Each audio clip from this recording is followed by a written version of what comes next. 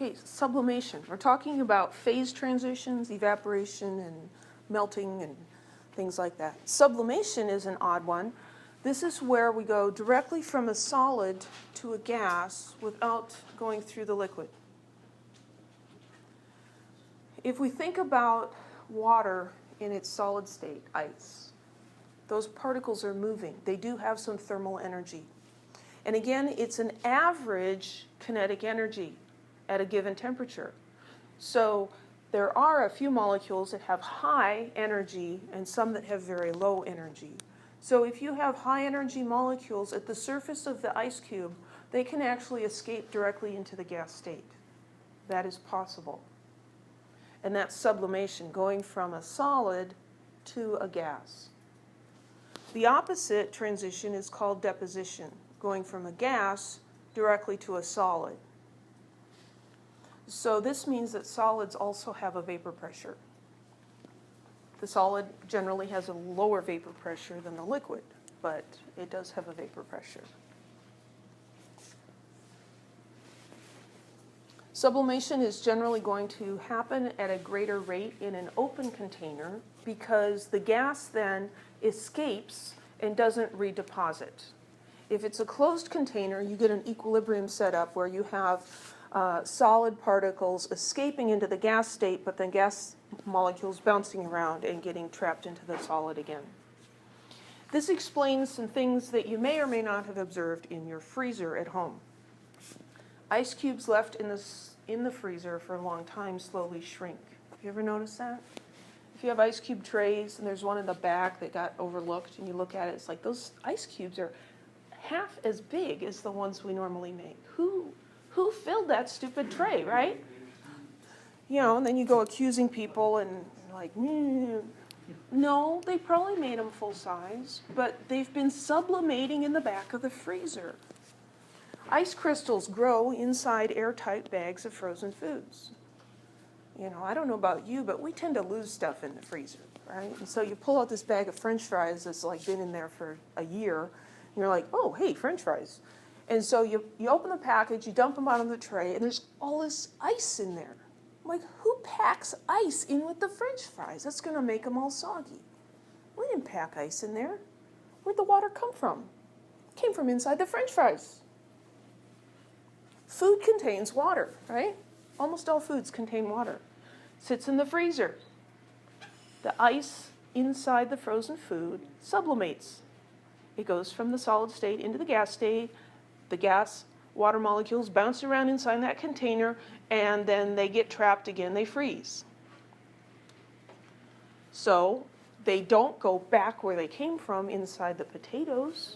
They form ice crystals on the outside. And this is where some of the frost buildup in your freezer comes from. Also, it comes from opening the door and letting humid air in. We observe that foods get freezer burned. They become dehydrated and nasty, right? That's from sublimation. So you can prevent some of this in one of two ways. You can use a deep freeze where the temperature is much lower because sublimation happens slower at lower temperatures. So if you have a minus 10 degrees Celsius freezer, you're going to have less sublimation than if your freezer is at like minus 1 degree Celsius. The other thing you can do is seal food without any airspace. So the vacuum sealer bags or wrapping it in foil or saran wrap that will go to the contours of the food, that can help prevent freezer burn because it doesn't give those gas molecules anywhere to escape, and it reduces sublimation.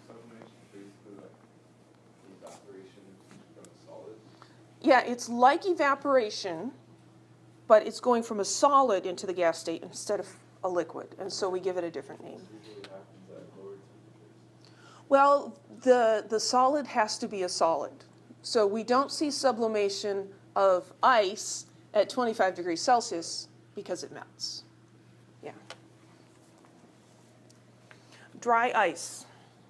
Dry ice is solid carbon dioxide. You know why it's called dry ice? It doesn't get wet. You know, you pack your lunch and you put ice cubes in there and you get to your destination and they've melted and your sandwiches are all soggy, right? Dry ice doesn't melt because CO2 doesn't melt. It just sublimates. So at room temperature, unlike ice, it doesn't melt, it just sublimates. And so you've probably seen dry ice in different situations, maybe had a chance to play with it. It is very cold and can give you frostbite if you touch it with your hands.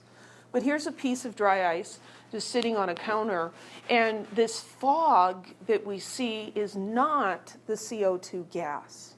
You can't see the CO2 gas. What it is the cold gas coming off is causing any moisture in the air to condense, and so it's making basically its own little cloud here of water vapor. The dry ice is cool stuff. How do you make solid carbon dioxide? Well, you take carbon dioxide and you lower the temperature. You freeze it.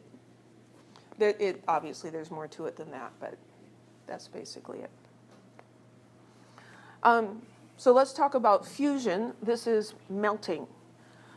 This is something we're a little more familiar with. So a block of ice, you heat it up, what happens? It melts, right?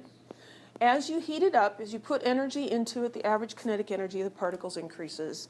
And at a certain point, they have enough energy not to escape completely and sublimate, but to partially break those intermolecular forces and be able to slide past each other.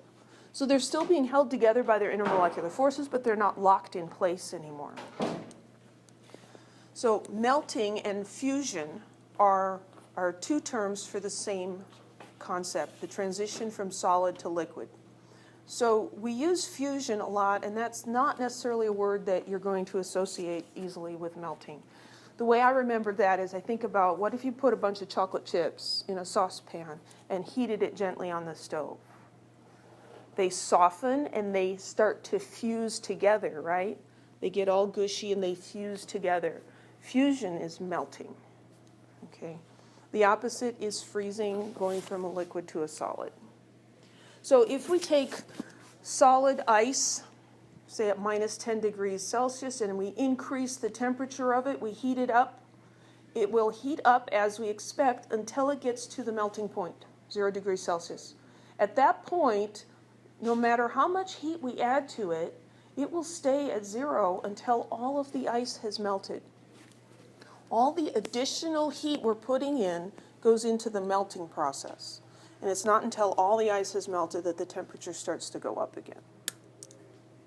So this is a really useful property if you want to do an experiment at 0 degrees Celsius. That's very easy to achieve. You just get a big bucket or container and you put ice and water in there and you submerge your reaction vessel in the ice water. And it's going to stay at 0 degrees Celsius as long as you keep ice in there. So, these are the sorts of things they were able to do before electricity and refrigeration and all this stuff was made possible. Melting is an endothermic process. This makes sense to us. If you want to melt something, you put heat into it, right? The opposite, though, doesn't make as much sense. Freezing is exothermic. Like, what? Yeah, when something freezes, it releases energy. That doesn't make as much sense. But what's your freezer doing at home in your kitchen? There's a compressor and a condenser on the back, and what is it busy doing? It's sucking heat out of the inside of your freezer. How do you freeze something? You suck heat out of it. That's exothermic. The thing being frozen is losing energy. So heat of fusion, delta H, FUS, fuse, is the heat needed to melt 1 mole of a solid. So this is like the heat of vaporization, but we're talking about a different transition from solid to liquid. Heat of fusion for water is 6.02 kilojoules per mole.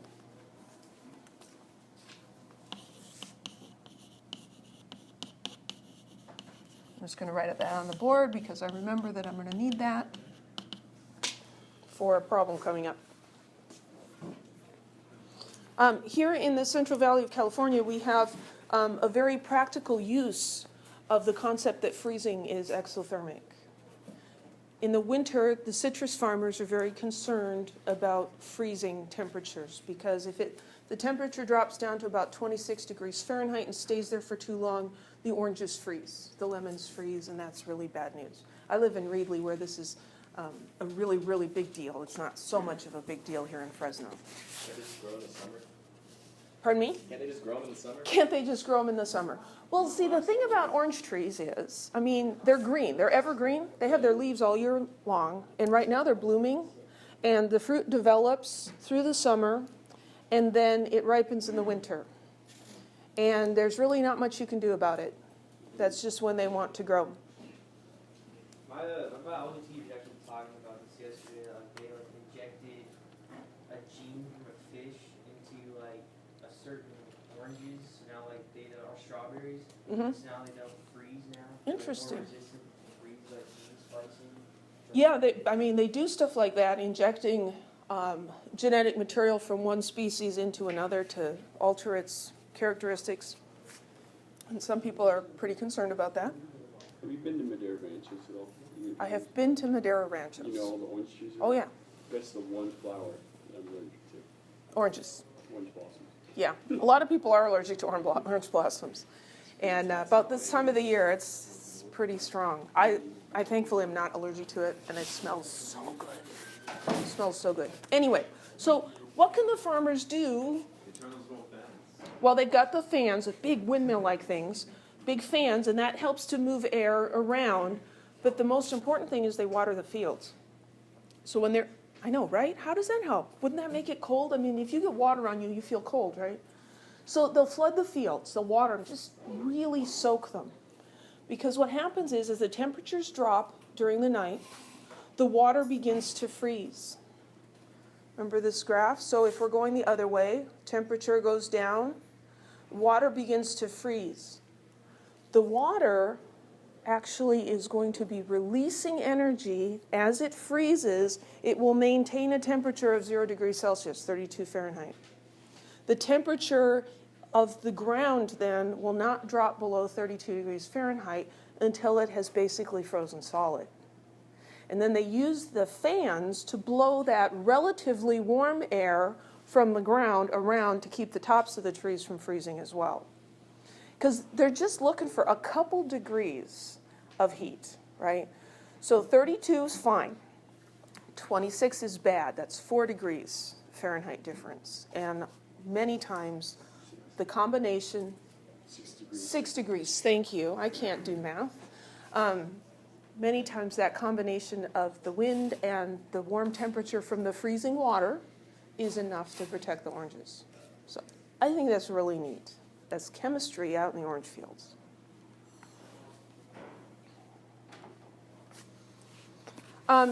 If we compare heat of fusion with heat of vaporization, we see that heats of fusion are generally much smaller than heats of vaporization.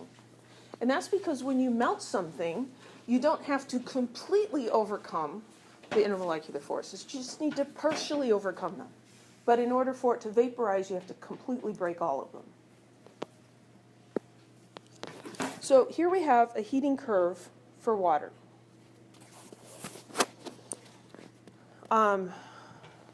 So this is the full thing, starting at minus 25 with a block of ice. As we add heat to that, the temperature will rise. When it gets to the melting point, the ice begins to melt, the temperature stops changing until all the ice has melted. Once all the ice has melted, then the added heat goes into increasing the temperature of the water until it begins to boil, and then the temperature becomes constant again, 100 degrees Celsius, until all the water has boiled away, and then the steam can increase in temperature. So it's important to understand the different parts of this type of a graph. Each of these line segments is a different type of a transition. The horizontal ones, we've got the melting and the vaporization, and this sloped lines involve the temperature change. And so if we wanted to calculate the amount of heat needed to take this ice cube from minus 25 to steam at 125 degrees Celsius, we could do that by calculating the energy change for each of the lines. So we use this equation a while ago, Q equals MC delta T. That's the equation that we use when there's a temperature change involved. And so for line segment 1, 3, and 5, we're going to use MCAT. So that's for lines 1, 3, and 5. For the horizontal portions, we're going to use the heat of fusion or the heat of vaporization. So we'll use heat of fusion for number 2 and heat of vaporization for number 3. I'm sorry, it's not 3, it's 4. Up here. So to calculate the energy change, the energy needed to do this state change, you do a calculation for each of the lines and then you add those together. Okay, so we're going to do an example. Calculate the amount of heat needed to take 1 mole of ice at minus 25 degrees Celsius to steam at 125 degrees Celsius. Well, we're going to need some information. The heat of fusion for water is 6.02 kilojoules per mole. The heat of vaporization is 40.7 kilojoules per mole. And then we need specific heat capacities. C for liquid water is 4.184 joules per gram degree Celsius. For ice, I think it's 2.03 joules per gram degree Celsius. And for the gas, I think it was 1.84. If you have a book, look those up.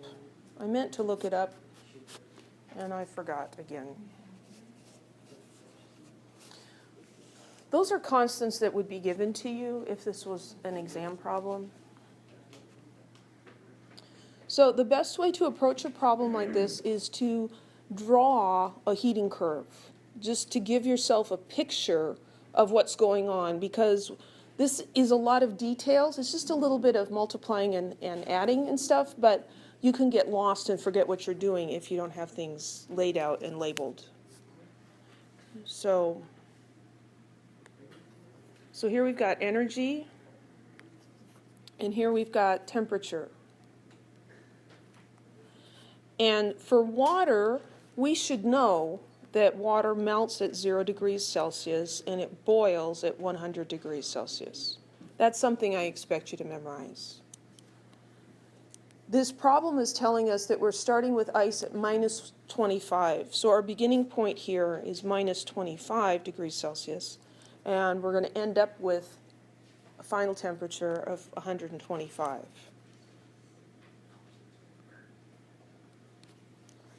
For each straight line, we need to do a calculation. So I'm going to number them because it helps us to keep things straight. 1, 2, 3, 4, 5. So the sloped lines are where you're going to use MC delta T. And you need to use the appropriate specific heat capacity because liquid, solid, and gaseous water have different heat capacities. And so you can't just do all of it at once. So for line segment 1, Q equals MC delta T. Well, what's the mass of water we're talking about here? We've got a mole of ice. 18.02 grams per mole, right? So if there's 1 mole, it's 18.02. So sometimes you need to actually do a little conversion like that. 18.02 grams. And this is for ice, so I want to use the specific heat capacity for ice, 2.03 joules per gram degree Celsius. And what's the temperature change? 25 degrees Celsius. 25. It's the final. We're going from here to here. The final temperature is 0. The initial temperature is negative 25. So we have 0 minus negative 25. delta T is 25 degrees Celsius. So 18.02 times 2.03 times 25. So for this one, it's 914.515. And what's the unit? Joules. Grams cancel, degrees Celsius cancel. That's it? Basically, yeah. You just have to do this. This one 3 times, and then there's another one that's even simpler that's 2 times. What about sig figs?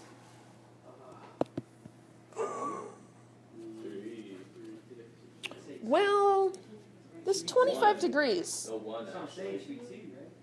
What about the one and the 1 mole? Want to make it 1 sig? Well, It yeah. doesn't say 1.0. This is kind of a sloppy one, right? It doesn't say 1.0. What I would take kind of a middle of the road thing, and I'd say, well, take 1 mole. They're probably talking about exactly 1 mole, and then I'll take my sig fig Q's off the 25. So this temperature, so I'm going to kind of guess that this is 2 sig figs. Okay, for line segment 2, are we going to use Q equals MC delta T? No. And if you tried, you'd end up with 0 because there's no change in temperature. This is where you use the heat of fusion. Okay, so the heat of fusion is kilojoules per mole. Use 25 degrees Celsius and it's negative 25 degrees, right? Yes, because delta T is T final minus T initial. And the final temperature was 0, Right.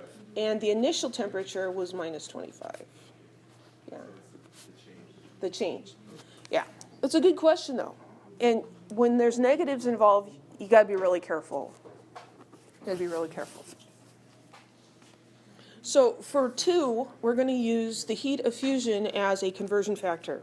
So we have 1 mole of water that's melting, and so I'm going to multiply this by 6.02 kilojoules per mole. I don't want to use grams here because this is given in terms of moles. The moles cancel out, and so that's just 6.02 kilojoules.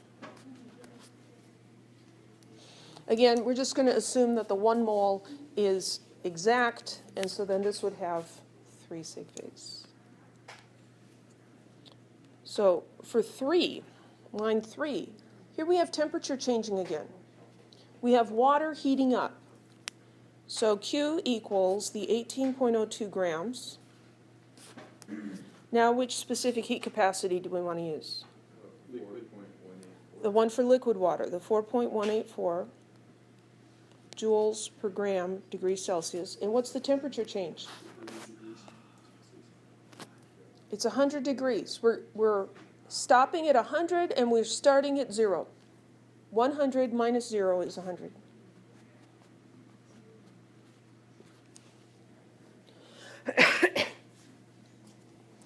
So 18.02 times 4.184 times 100. 7539.568. What are the units? Joules. How many sig figs? Probably 3. From the 100, right? When people are kind of sloppy with their sig figs, like this problem is sloppy with sig figs, you just kind of do the best you can. Yes? Is that 4 sig figs that you just marked? It is, yes. I was seeing if you were paying attention. So 2 points. 2 points for Seth. So 4. Here we have vaporization.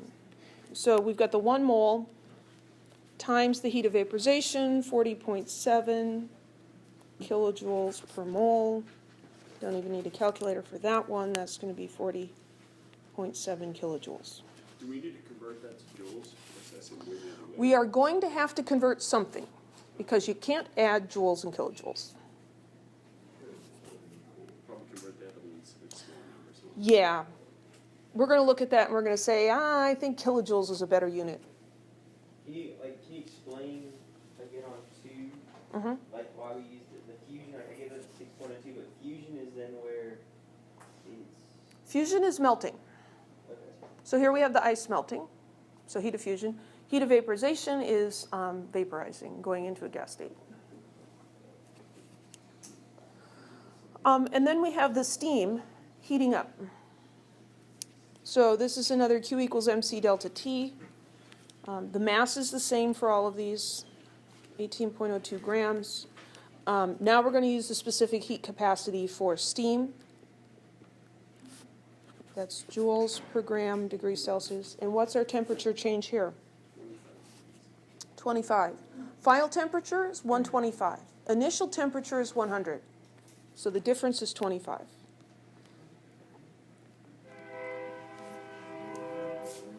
And there's the train. Thomas the Tank Engine.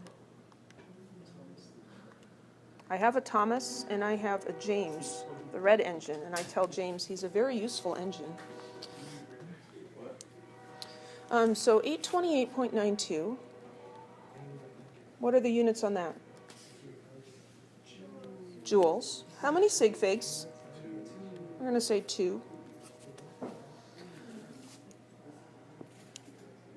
Okay, so I'm going to erase this because I need that space for something else. Now we need to take these 5 numbers that we calculated and add them together. The question doesn't specify the unit. So you could choose to do it in joules or in kilojoules. I'm going to do kilojoules because it's going to come out to be a nicer number that way. So we need to convert all these joule ones into kilojoules. To do that, we're just dividing by 1,000. So, or times 10 to the negative third. So this one is going to be 0.9145. I don't really need the rest of those kilojoules because I've already gone, that's 2 past my last significant figure. And then this one is going to be 7.5396 kilojoules. I'm rounding a little bit, but I'm still keeping extra digits. And this one is going to be 0.8289 kilojoules. So now I add them together. 0.9145 plus 6.02 plus 7.5396, no snoring, plus 40.7 plus 0.8289. Oh, good, I get the same answer as yesterday. 56.003 kilojoules. How would we round that based on our usage of sig figs here? Would it be 56.0? Be 56.0. This one has 2 decimal places, 2 decimal places. This one has 2 decimal places. This one only has 1, and this one has 2. So this is the one that's limiting how many we can report. So we're going to call this 56.0 kilojoules of energy. Yes? I meant to ask this earlier, but when I took a chemistry class before in high school, Mm-hmm. I heard fission and fusion were like another. Okay, so fusion is also used when we talk about nuclear chemical reactions. So fission and fusion. Fusion is when you combine 2 smaller nuclei, and fission is when you split a large nucleus. Okay. Yeah. The first time I hear fusion and temperature change. Right, it's also used to describe melting. Okay. Yeah, that would be confusing. Any other questions? So I'm not going to do any more examples of problems like this, but you should be able to do these. There's almost certainly going to be one on the last exam and on the final.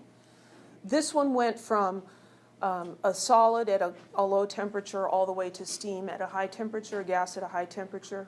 You can also have a problem where you start with, ice water or water at 0 degrees Celsius and go to steam at 90, or anyway, any pieces in between you should be able to do, or backwards.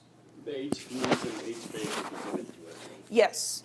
The heats of vaporization and fusion would either be given to you or they would be in a table included in the exam where you could look them up. You don't memorize things like that. Any other questions?